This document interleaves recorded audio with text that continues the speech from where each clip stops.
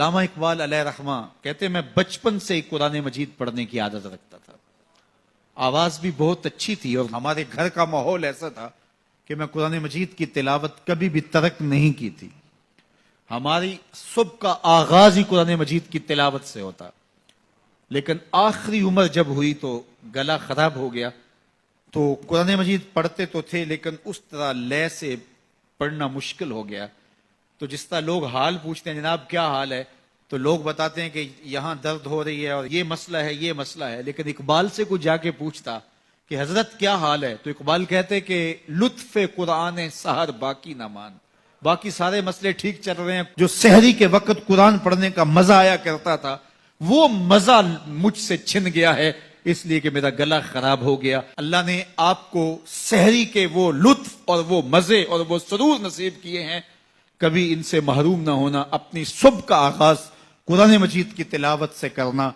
اور اقبال نے اپنے ایک دوست کو لکھا, کتنی خوبصورت بات لکھی, کہا قرآن مجید کا مفہوم اور ترجمہ نہیں بھی آتا پھر بھی قرآن مجید پڑھتے رہنا. خالی ناظرہ قرآن مجید پڑھنے سے دل کا تعلق رسول اللہ کے دل سے جڑ جاتا ہے, اس لیے کہ قرآن حضور کے قلب اطہر کے اوپر نازل ہوا تھا. یہ سندیسہ ہے ہمارے خالق کا ہمارے نام. تو ہم اس کو سمجھیں کہ اس میں ہمارے نام پیغام کیا ہے, ہمارے نام میسج کیا ہے. اس کتاب اللہ پہ عمل کرنا یہ ممکن تبھی ہوگا اگر ہم اس کتاب کو سمجھ کے پڑھیں گے. یہ کتاب ہمارے نام پیغام کیا دیتی ہے, کہاں سے روکا ہے, کہاں سے اس کتاب نے ہمیں جو ہے وہ منع کیا اور کن امور کے بجا لانے کی تلقین کی ہے. اس کتاب کے تقاضوں کو سمجھنے کے بعد اس کتاب پر عمل کرنا یہ ہماری زندگی کا لازمہ ہونا چاہیے. لیکن افسوس ہم نے کتاب اللہ کے ساتھ جڑنے کی بجائے اس کتاب کو طاق پر سجا دیا اور اس کے مفاہیم سے ہم نہ آگاہ ہو سکے. اب تو تلاوت بھی موقوف ہوگی. کسی زمانے میں لوگ تلاوت ضرور کیا کرتے تھے, اب تلاوت بھی موقوف ہو گئی. عمل تو قصہ پارینہ بن گیا. ہماری زندگی اس کتاب کی مطابقت میں گزرنی چاہیے تھی. آپ مارکیٹ میں یہ مائک بھی لینے جائیں تو اس کے ساتھ بھی چھوٹی سی بک دیتے ہیں جس میں کمپنی بتاتی ہے کہ یہ مائک ہماری کمپنی کا, اس کو استعمال کیسے کرنا ہے.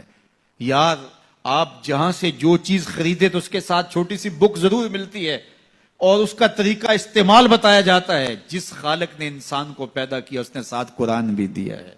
اس کو پڑھتے جاؤ, زندگی گزارتے جاؤ. زندگی ٹینشنوں کا مجموعہ نہیں ہوگی.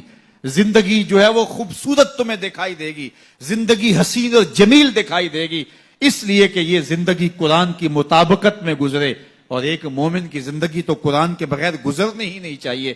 گر تو می خواہی مسلمان زیستن نیست ممکن جز بقرآن زیستن. اگر تو مسلمان بن کے جینا چاہتا ہے تو قرآن کے بغیر جی نہیں سکتا ہے. تیری زندگی ہی قرآن ہے. آج پوری دنیا کے اوپر مسلمان ذلت اور رسوائی کی زندگی کاٹ رہے ہیں. کبھی سوچا کہ یہ کیوں ہے؟ ہماری پستی, ذلت, نکبت, رسوائی کتاب اللہ سے دوری کے نتیجے میں. آج واجبی سا تعلق ہمارا اس کتاب سے رہ گیا ہے. اس کے مفاہیم سے ہم آگاہ تک نہیں ہیں. قرآن کہاں روک رہا ہے, قرآن مجید کی تعلیمات کیا ہیں. اس کی تلاوت ہماری زندگی کا جزو لا ینفک ہونا چاہیے تھا. اس کی تلاوت کے بغیر زندگی گزرتی نہ. یہ کتابیں زندہ ہے. یہ پستیوں سے اٹھا کے اوج ثریا تک پہنچانے والی کتاب ہے. یہ کتاب ہماری زندگی میں اجالے بھر دے, روشنیاں بھر دے. لیکن ہم نے اس کتاب کے ساتھ سلوک کیا کیا. بڑا خوبصورت لہجہ اختیار کیا اقبال نے. ببندے صوفی و ملا اسیری حیات از حکمت قرآن گیری بآیاتش ترا کار جزی نیست کہ از یاسین او آساں بمیری. اللہ اکبر. اقبال کہتے ہیں کہ اس دور کے صوفی نے اور اس دور کے ملا نے تیرے ساتھ زیادتی کی. تو پھنس گیا ان کے پھندے میں. صوفی نے بھی تجھے اور سمت لگا دیا اور مولوی نے بھی تجھے اور سمت لگا دیا.